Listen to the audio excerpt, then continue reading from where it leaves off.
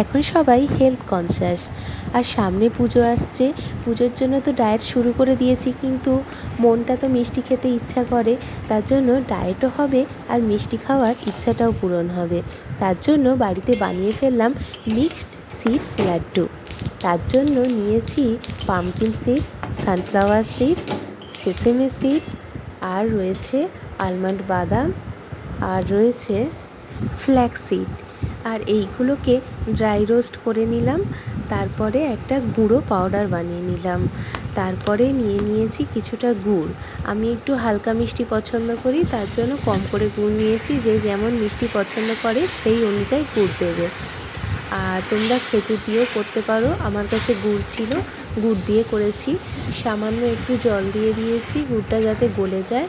তারপরে একটু গুড়টা ঘন হয়ে এলে দেখবে এরকম করে নাড়তে নাড়তে যখন একটু ঘন হয়ে আসবে, তখন গ্যাসের ফ্লেমটা একটু লো করে গুঁড়ো করে রাখা ড্রাই ফ্রুটস আর সিডসের মিশ্রণটি দিয়ে অনবরত নাড়তে থাকবে।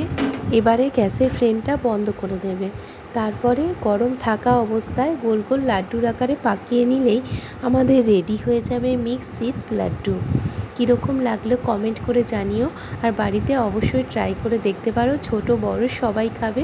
খুবই ভালো, স্কিন এবং হেলথ দুটোর পক্ষেই খুবই ভালো।